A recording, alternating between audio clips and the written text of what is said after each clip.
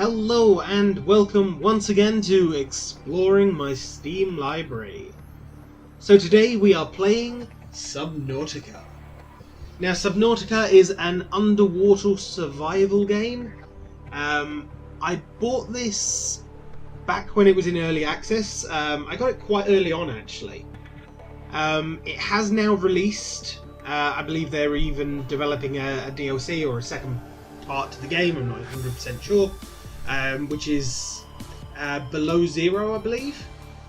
Oh, it's literally sitting there.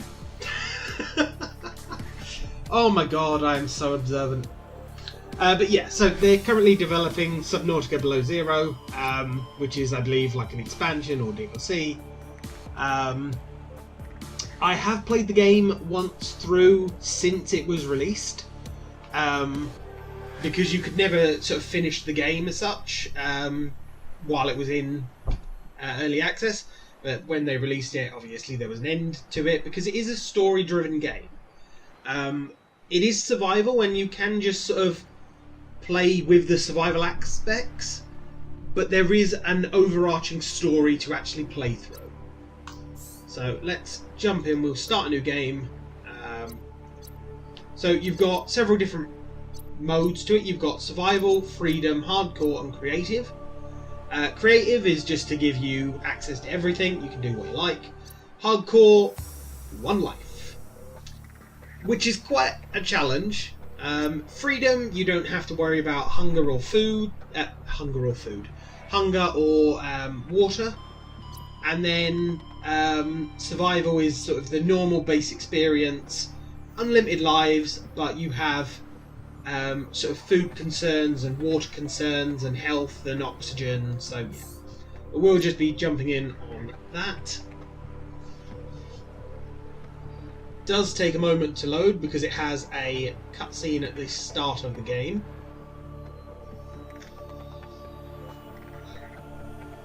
But overall, I mean, Subnautica is quite a fun game for me. I do enjoy it.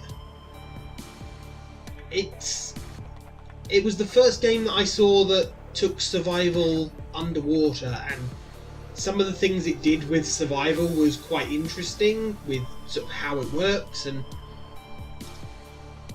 the jump scares and stuff are ridiculous. One of the main aspects of it though is you pretty much have no weapons. Like, you know, in most survival games you build up weapons and you can defeat all the environment and so on and so forth. This game? No. Attention. Hull failure imminent. All personnel abandon ship. So we're abandoning ship. Launch in 3, 2, 1. And bye-bye ship.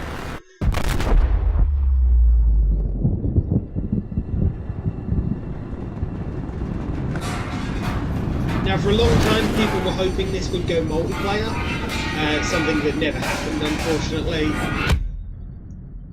I don't know. Personally, I like it being a single-player experience. Don't get me wrong, multiplayer might add something to the game, but I'm not upset that it isn't there.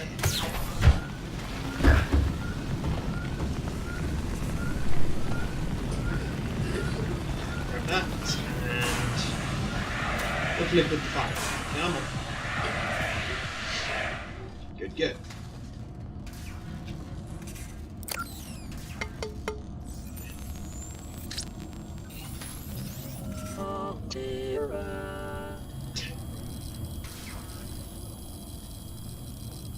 You have suffered minor head trauma. This is considered an optimal outcome. This PDA has now rebooted in emergency mode with one directive: to keep you alive on an alien world. Please refer to the databank for detailed survival advice. Good luck. So if you ever want to hear any of the messages that you get through your PDA again, you can do so here. This is also your inventory management screen. Your blueprints show you what you can make. And it wants me to close that, yeah. So using the fabricator, that's how you actually craft items. We have a few items in storage here. A couple of flares, a couple of water bottles and nutrient bars. Food is a bit short, so let's munch on one of those bars. And let's go see what's waiting for us. This is a special sort of scene when you first open it. It won't always happen like that. It's much quicker to get in and out after you've gotten in once. The other thing that I really like about this game is... Hull failure. Cause unknown. 0 human life signs detected. Thank you. Shush. Yeah, the other thing that I really like about this game is the map is persistent. And what I mean by that is it's not procedurally generated. The map will always be the same. Every game you play, the map will be exactly the same. Your starting location on the map can be slightly different. I think there's like 10 or 20 spots that your life pod can land in. So if I jump into the water here, I won't always be above this pile of wreck. Which I think is good, because it gives you different starting locations, but it doesn't change the map. And you might think, well, once you've sort of explored the map a couple of times, you know where everything is. And that is kind of true. However, you still feel that sort of excitement of exploring because of the way Subnautica deals with it. Limestone, want you. So limestone are sort of little chunks that you can find attached to rock. You can also catch fish, which... Come here. I am going to catch you and I am going to eat you. Thank you. Creature discovered. Now you can eat creatures straight away, however that will probably be a bad thing for you to do. Really, you want to take them back to your ship and cook them. New creature discovered. Any more? Now this is a thermal vent. Later in the game you can start getting power from that. However, if you get too close to it you will burn, because again it's a thermal vent. They're hot.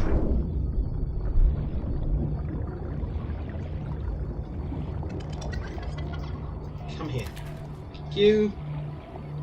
As I say, I mean, Subnautica offers you a lot of different exploring options and a lot of different ways that you can, well, die. There's a lot of things in this game that want to eat you. Right. So as you pick up fish, you'll gain sort of the new recipes to either smoke them or salt them, which makes them last longer, or you can just cook them straight out. If you store just fish that aren't dead, because I could just take this fish back in the water and release it and it'd be fine. So I can store these guys in... Oh my god, I just ate them all instead of... Damn it. That's really not what I meant to do. So as you can see, the book updated with the new fish. Yeah, I meant to put them in there, and I clicked the left button instead of the right button. So I ate them, which drained my thirst. Right, damn it. This is what happens when you don't play the game for several months. You forget all the keys. Okay, you come here. I want you. New creature discovered. Now he is a bit too big for me to catch and eat. He's also poisonous, I believe. Yeah. Like, he doesn't actually sting you or anything like that, but you can't cook him because he's poisonous. Thank you. Another fish. So, like most survival games, you just swim around at the moment, finding resources. You are useful. Come here. New creature discovered. Oxygen. Oh dear. You also have the added worry of running out of oxygen, so you do have to surface occasionally. You can buff how long you can stay underwater with water tanks and things like that later on. But The bladderfishes are probably one of the most useful fish that you can find and catch, because you can turn them both into food and into water. You can also craft a couple of useful items from them, so... Really what I need is more copper and things like that. So copper, just like the titanium, you can find just scattered around in sort of lime chunks and stuff like that. And then later on there's different types of chunks that you'll find that have different items in, and there's also we do need a little bit of salt for... Now this is a different biome, and this is where you will find the first sort of hostile enemy. Copper is an essential component of all powered equipment. Your probability of survival has just increased to unlikely, but plausible. I do love the sort of snarky attitude of your PDA. Some of the things that it sort of... like the messages that it gives you are just hilarious. No, I want the copper, thank you. Oh dear! That's not good. I don't like exploding fish. However, I do like what they leave behind. Now there was two of them. Ah, there's the other one. It is kind of awesome that oxygen. Those are right next to where right next to where my main base is.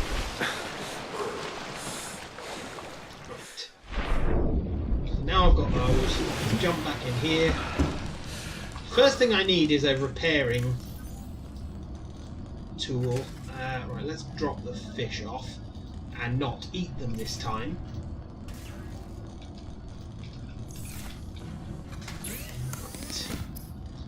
So there's more recipes for me to cook. I can also, as I say, turn these guys into water.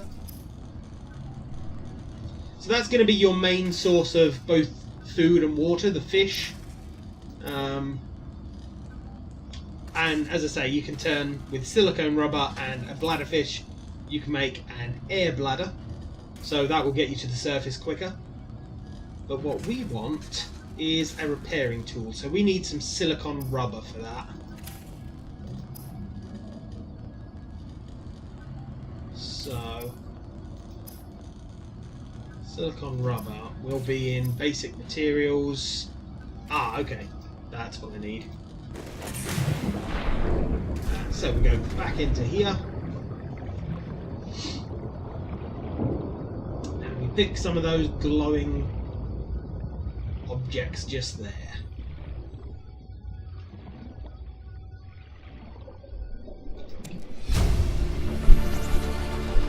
New blueprint acquired. Yeah, can I just pick some, please? Thank you. Thank you. Right. Let's go up. Now, the world does have a day-night cycle, as you can probably tell, as it's getting darker now.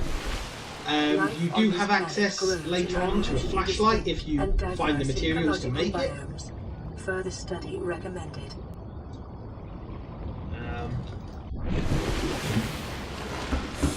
And fish do act differently depending on the day or night.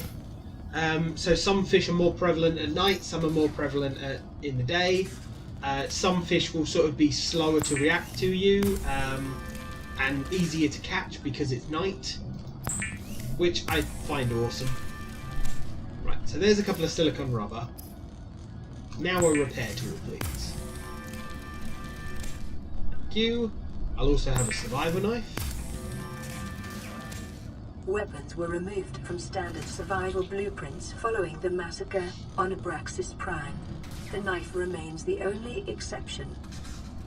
So what that basically means is this knife and a couple of upgrades for it are the only weapon I will get for the entire game. So yeah, killing enemies, not really something you're capable of doing. I mean, there are ways to kill enemies later on, but not easily. Which I think adds such a unique challenge to this game. Because as I was saying before, I mean, most survival games, you build up weapons and defences and all sorts of stuff like that. This game, not so much. Full environment diagnostic and outputting results. Let's repair the radio. This is Aurora. Distress signal received. Rescue operation will be dispatched to your location in 9 hours. Continue to monitor for emergency transmissions from other life pods. So rescue operations will be dispatched in 99,999 hours. Yeah, I don't think help's coming. Right, these things don't rot, so... Although, actually, let's just turn them into silicon rubber and lubricant. Because they take up less space in my inventory. Is essential in construction of vehicles and power plants.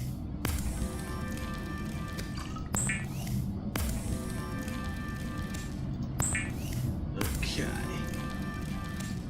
Now, the ocean is quite deep, and depending on sort of the suit you're using or the craft you're using, you can get pretty deep into the ocean.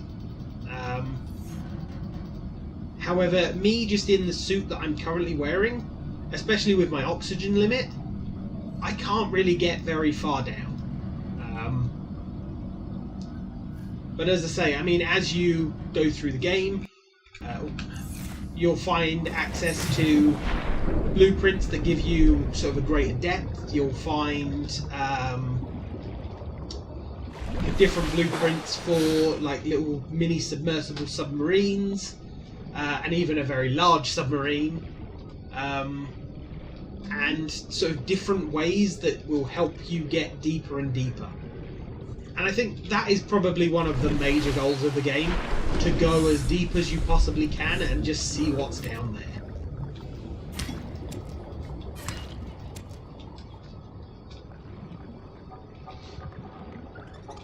Yes, please, to the quartz. Now you do have to be a little wary of caves, because those sort of exploding fish can be pretty much in any of them. Now it's telling me to cut that. That gives me a pretty fine sum. New blueprint acquired. The other really cool thing in this game is any plant that you find, you can pretty much grow. Either with an outdoor grow bed, an indoor grow bed, or a biotank that you can build later on. And that's the other thing, you can build your own bases in this game.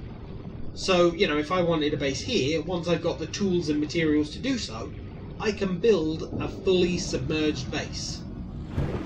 You have to worry about power and things like that, of course, but it's kind of an awesome system. Right, let's turn that into a mesh fibre.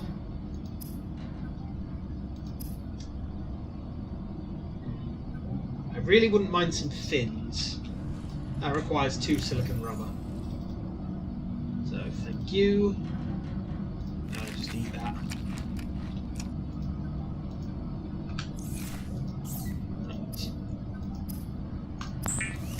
So, with a couple of fins, The fabricator draws from available data I will now to swim a provide little bit environment faster. appropriate equipment using locally available materials. so as you For can your see, they safety, just this equipped setting straight cannot be away, overridden. and they give me about a 15% speed boost. Which doesn't seem much, but is quite good. But I think that's where I'm going to call this episode, guys. There is a lot to do in Subnautica, and this is a game that I wouldn't mind doing a series on, so if you guys want to see it, let me know. I did do a very early series while the game was still in development, but I've not done one since it was actually released. So if you guys are keen to see it, let me know, and I will sort of put it on my list of things to do a series on. But as I say, that's where I'm going to end the episode, guys, so please like, comment and subscribe.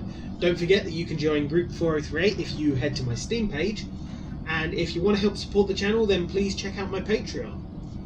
But other than that, I will see you next time.